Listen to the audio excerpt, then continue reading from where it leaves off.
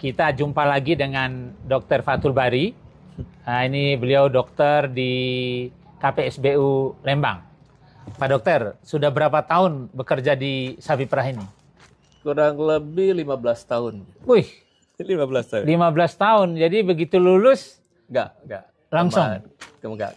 Jadi dari setelah lulus, kemudian tenaga kontrak ya. Oh gitu. Di Dinas Peternakan Provinsi. Okay. Kemudian 10 tahun pindah ke kebun binatang. Ya. Oke. Kemudian pindah ke sini. Pengalaman banyak ya. Pengalaman dari bekerja di dinas, terus bekerja lagi satwa liar. Di satwa liar, di kebun binatang, sekarang di sapi perah 15 tahun. Berarti udah tenang dong di sini ya. Alhamdulillah.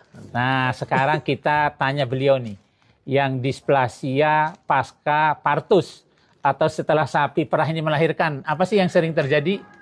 Yang sering terjadi yaitu displasianya yang bergeser ke kiri ya, kalau istilah Mas. Apa yang bergeser ke kiri, Mas? Si abomasumnya, jadi lambung keempatnya. Dia bergeser ke kiri, rata-rata sih kejadiannya itu 2 minggu pasca melahirkan. 2 minggu setelah melahirkan. Nah ini juga penyebabnya apa itu? Salah satunya mungkin karena secara fisiologis ada ruang kosong ya yang ditinggalkan anak setelah lahir. Kemudian biasa kan kalau para peternak itu pingin yang namanya susunya itu produksinya banyak. Sehingga bahasa peternak itu mungkin dibom ya dengan pemberian konsentrat yang terlalu banyak. Yang idealnya itu kan cuma 25%-nya, ini kebalik. Bisa? Rumputnya 25%, konsentratnya kadang 75%. Ya ini yang kadang menjadi penyebab terjadinya displasia. Kemudian juga kita pelan-pelan nih biar teman-teman peternak ngikutin. Berarti kalau setelah melahirkan maksimal konsentratnya berapa?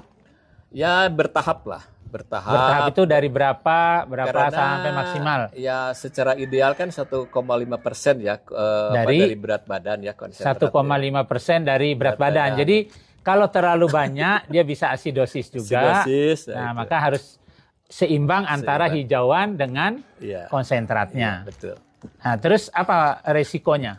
Resikonya otomatis produksi akan drop ya, katakanlah dari 20 liter atau 15 liter kadang bisa jatuh menjadi 4 liter ataupun 3 liter.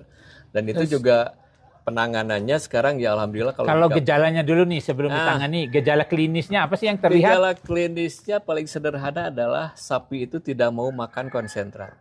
Oh, enggak mau makan konsentrat lagi? Oh, ini cirinya nih yang teman-teman ingat. Kalau sapinya enggak mau makan konsentrat, berarti dia lagi sakit. Salah satunya itu. Kurang sehat gitu ya. Dan yang berikutnya? Yang berikutnya kalau bergesernya ke kiri, biasanya rumput itu masih mau. Oh, kalau dia bergeser ke abomasumnya ke kiri, rumput dia masih mau? Masih mau. Kalau gesernya ke kanan? Ke kanan, kadang dua-duanya tidak mau. Sebetulnya dia maunya apa sih itu abomasum? Kok ke kiri salah, ke kanan salah? Nah ini kadang dia terjepit, dia itu nggak bisa pindah lagi ke posisi normal itu ya kadang didukung juga oleh yang namanya kekurangan kalsium juga. Oh, kurangan kalsium. Tapi sapi tersebut tidak ambruk karena mungkin hipokalsemia subklinis lah katakanlah seperti itu. Nah, kan yang penting nih kan kalau sudah ada sakitnya, tadi udah tahu cara mencegah biar tidak sakit. Kalau kejadian nih sakit nih, apa yang harus teman-teman lakukan nih? Ya sederhananya diulang-ulang juga paling jalan pertama itu dia harus di-exercise ya, dilepas, diumbar. Maksudnya exercise itu diajak jalan-jalan ya teman-teman ya. Jadi sapinya jangan diikat terus, nangis dia, kasihan.